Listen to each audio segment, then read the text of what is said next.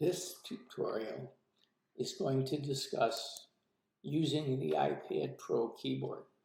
If you're going to be working in Excel, or you're going to really be doing anything where you're going to require entry on your iPad Pro, you're going to do so using not only your finger to highlight stuff, but you're going to need to enter data, and you're going to need to do that with your keyboard. So this tutorial is designed to help you to get more from your iPad Pro by understanding how the keyboard works. Recognize that the keyboard is an important component of your iPad, and your device has actually two keyboards built into it, virtual keyboards, that we're going to show you how to use. Now, I got to tell you my personal preference, and if your personal preference will probably be to get the accessory, which is a separate keyboard, which is basically the same keyboard you would use if you were using a desktop or a laptop computer, as opposed to be doing this on a tablet. Any way you look at it, it's an important component and something that you're going to need.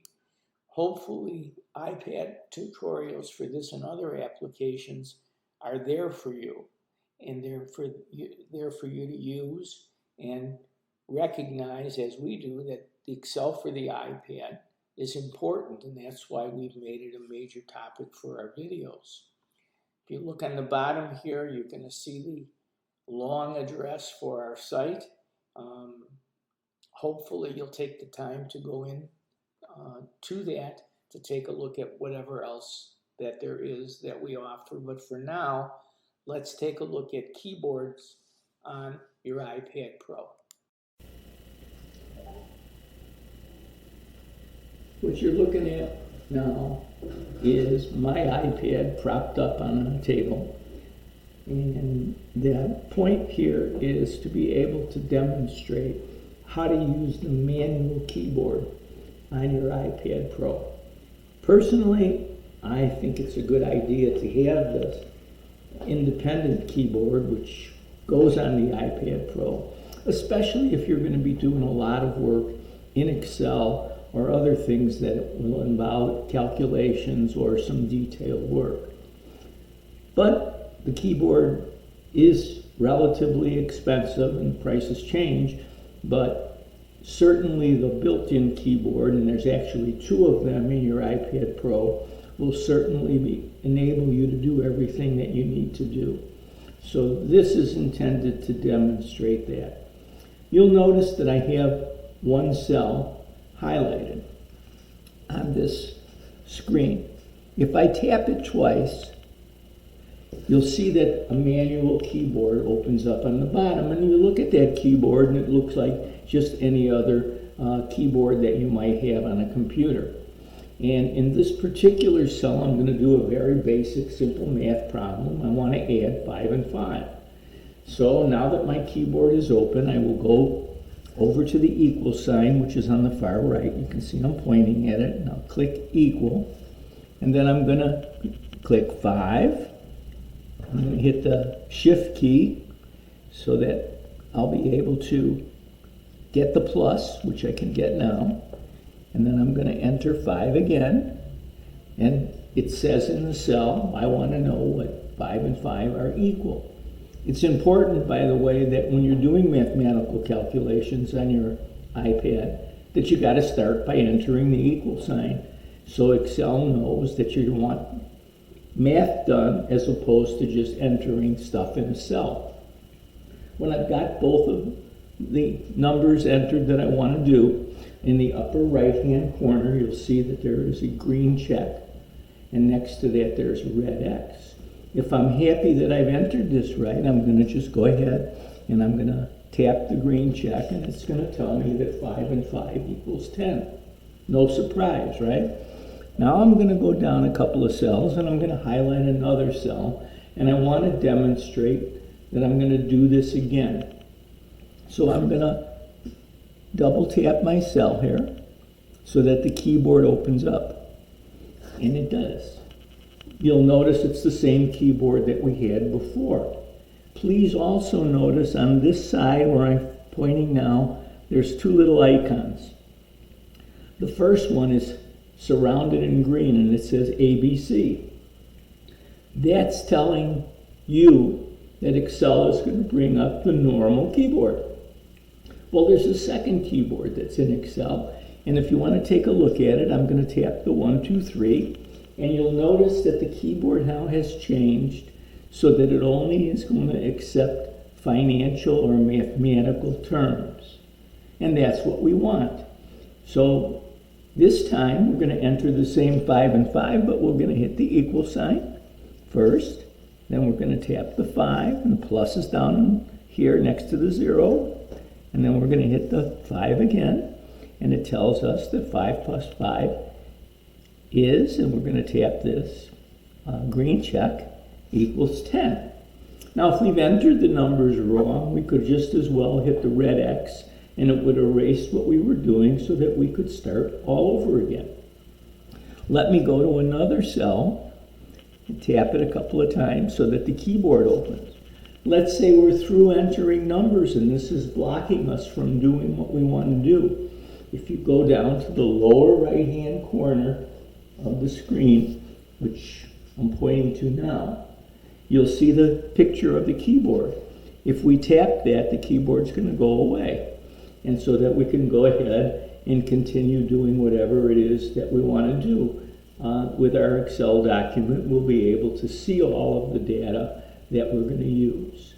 So in very simple terms, that's how your manual keyboard on iPad works.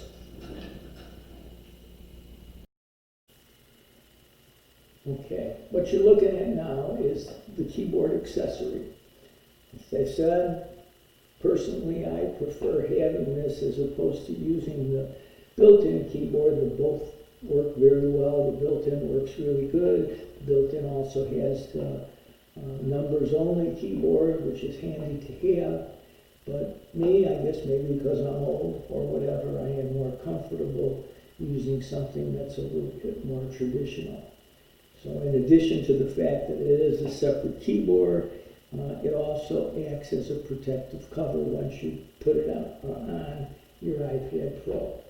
And you should understand that each of the iPad Pro models will accept a separate keyboard.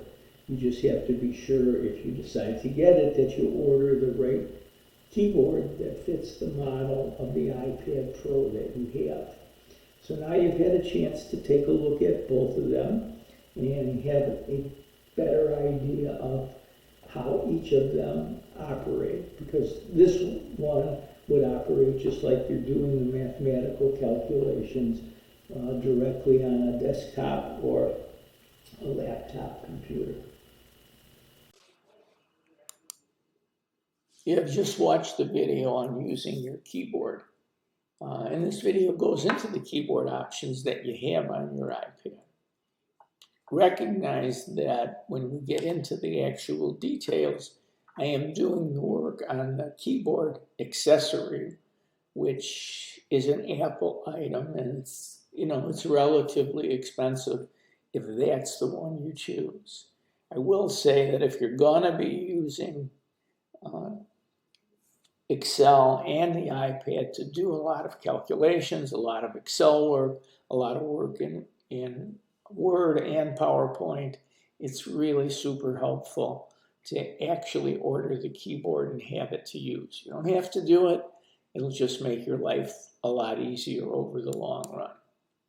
As far as what we're doing here, any comments that you have on the video that you've just seen, or any questions about how I've presented it, you can post in the area below. All you need to do is to make sure you're in full screen and get tabbed down below the bottom of the screen, and then you'll see there's a place for you to add your comments.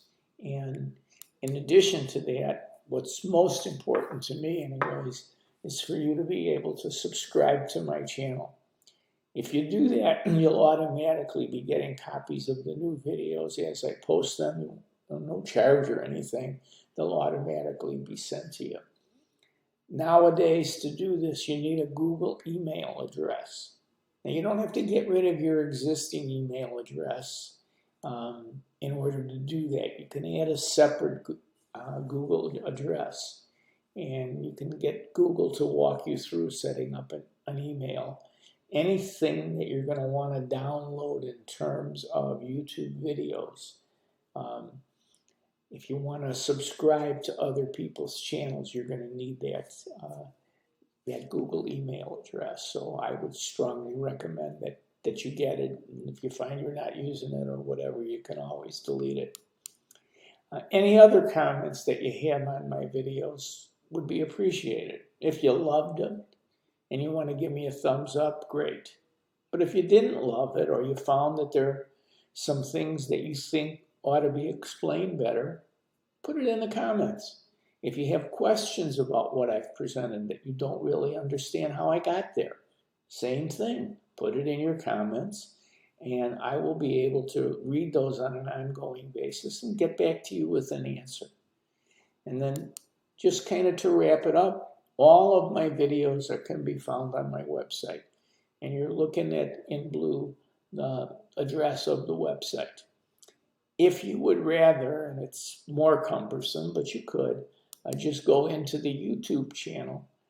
That's the address of the YouTube channel, and then you're able to go in and then you'll access all of the videos that's there. I like going into the website better. There's links with all of the videos that I'm presenting. All you have to do when you open up the website is find the videos video that you're interested in, click on the link, and you're in it. So it turns out to be a lot easier thing to do. At any rate, thanks for watching. I hope to see you again, even though I won't really see you, in another one of my videos. And hopefully you're going to have the opportunity to learn from what you're seeing.